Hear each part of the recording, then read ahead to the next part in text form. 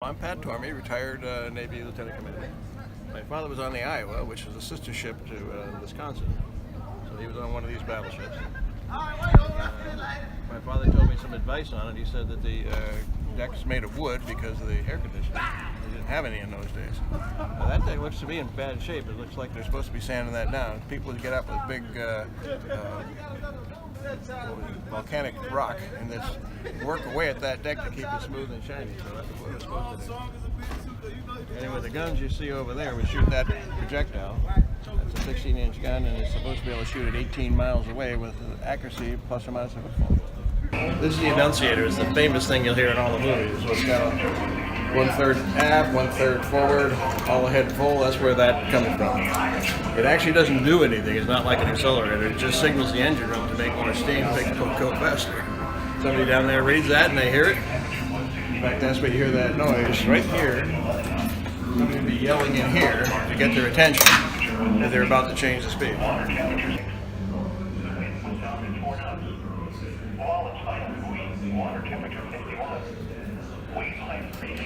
And if people up on either side there, they'd be on watch to tell you what you can see, almost like your personal side mirrors. And there'd be a watch of people here, probably 5 or 6 people up front and 2 on the sides, making sure that you knew exactly where you were. Okay, on a trumpet we slept like this, except they're actually 4 high. And these bunks are designed, we can't notice it here, but they're designed to be folded up. So in order to clean the floor of the bunks, we'll literally tie these up against the wall. And that was called thrace up. So when you hear the expression heave to and thrace up, that's what they meant, put your bunks on. We had a width about this big between me and the guy next to me. So when you got into your bunk at night, there'd be a guy in the bunk right next to you. Now imagine another stack of these here, right alongside, and then in the middle of the night, general quarters goes off. That means with 8 guys here and 8 guys here, there's going to be 16 pair of shoes. 4 guys here and 4 guys there. There's going to be 16 shoes down there in the rack. Now, you're hoping to get the right one. This is the 16-inch gun that shoot.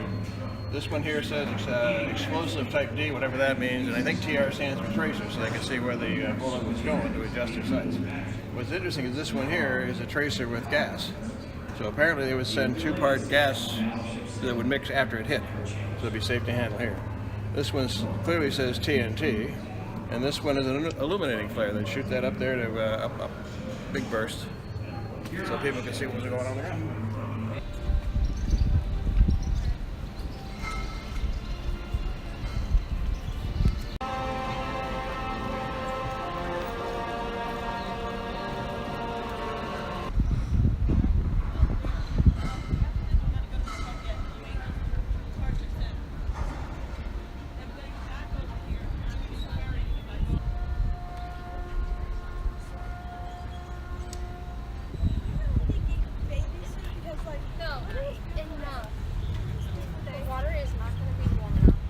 The anchors are actually color-coded. If you see all this black anchor there, it's not black the whole length of it.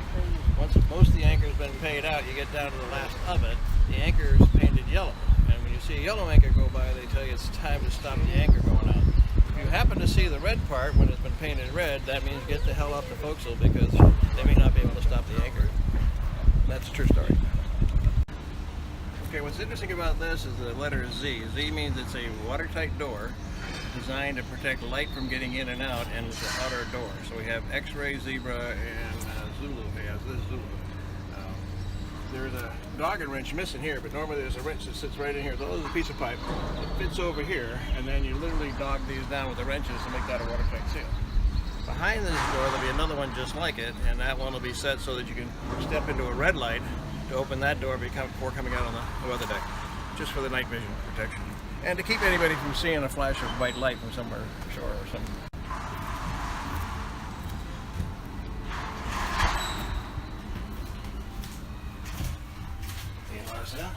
Hey.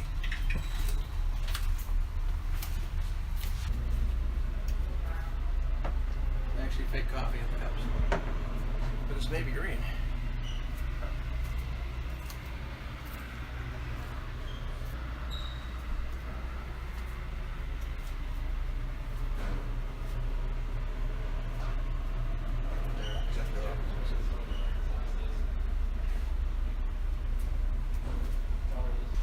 The officer's mess.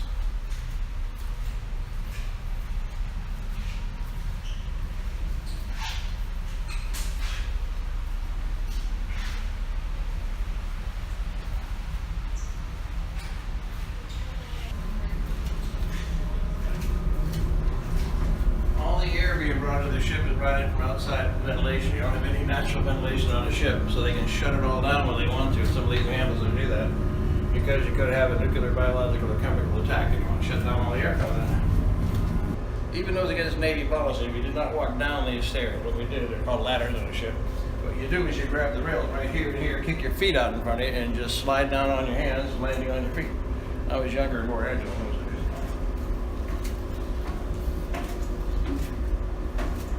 Once you're below deck, it's kind of hard to figure out where you are, relative to where you're going.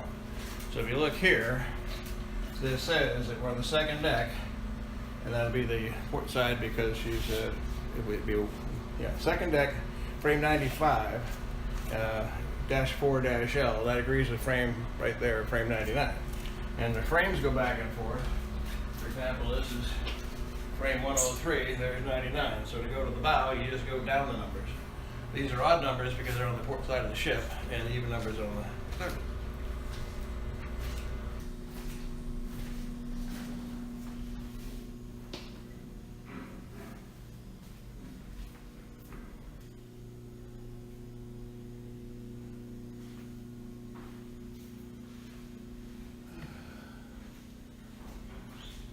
So I showed you how to dock the hatches above decks, but this is one for interior use.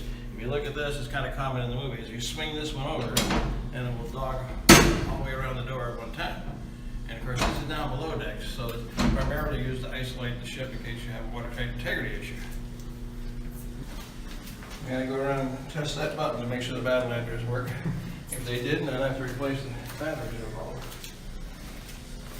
This is the machine shop. If you stick the camera in here and take a peek around, because of the nature of this ship, she had to be able to make anything she needed she couldn't buy. And if you look at it, pretty well equipped for that. Okay, if you look here, that says steam supply line, so you actually know which direction the steam's coming from. That's probably wrapped in asbestos. But every one of these is labeled. Here's the steam return line. And everything on here, from the wire runs to the cabling, everything had like a little tag here. That tag, you can read the numbers on it, tells the electrician where that thing runs to and what its purpose is. There's an electrician shop, and every electrician in the Navy, as they're on their crow, would have that emblem on there. And that emblem meant you were an electrician. You could work in the shop if you weren't an electrician, or if you didn't have your petty officer crow yet, and those are called strikers. That meant that the guy was learning to be an electrician, which was always on the job training, working for an electrician. So if somebody would work for me, they'd be my electrician striker. So when the ship sets the condition zebra, what will happen is whoever's in charge of this area will come and close all the valves to mark a zebra. And by doing that, it isolates the ship from whatever condition they're trying to keep it from. Okay, this is a typical enlisting quarters. If you notice, it's fairly tight space. So the only room you had to yourself was the room you have right here. You have your bunk in there with your mattress. There would be a lift-up cabinet where your gear would go. This was usually your personal items trapped in here. And you would also sometimes be on one of these lockers. Sometimes you'd have to share them in order not to go around. That became more popular after they came with hanging uniforms, which we didn't have originally. And so this was it. See what I'm talking about? Imagine in this case you got 6 men here. That means there's 12 shoes on the ground, and it's general quarters. Now imagine that this guy also has to go to general quarters, and he's on that bunk. The guy in that bunk doesn't get out till the guy in this bunk gets out, so that he doesn't land on him. So you hear one thump, 2 thumps, and then you can roll out of the bunk. So the good guys would like to sleep in the top rack, so when you jumped out, you were the first one to get to go where you're going. Services on Saturday. This looks like they just did service this morning.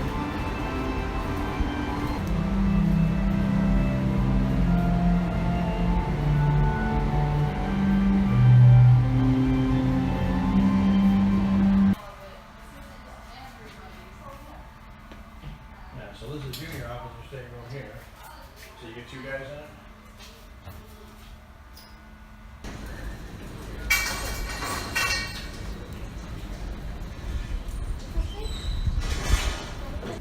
These things here were cranes designed. What would happen is we would come alongside another ship to take on fuel or to transfer fuel, or who knows what fuel, or I don't know, food or anything else. And they'd run a wire from this ship over to the other ship.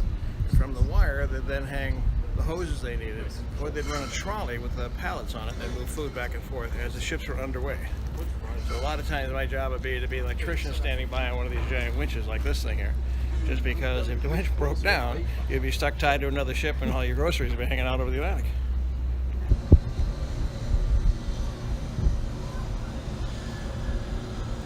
So this is us leaving Wisconsin. It's actually been a pretty good visit. Brought back a whole lot of memories. Some of them I'd rather not have seen. And you got people coming up behind you. You should get a rearview mirror on that thing. Anyway, we're done with our visit. It was a pretty good tour.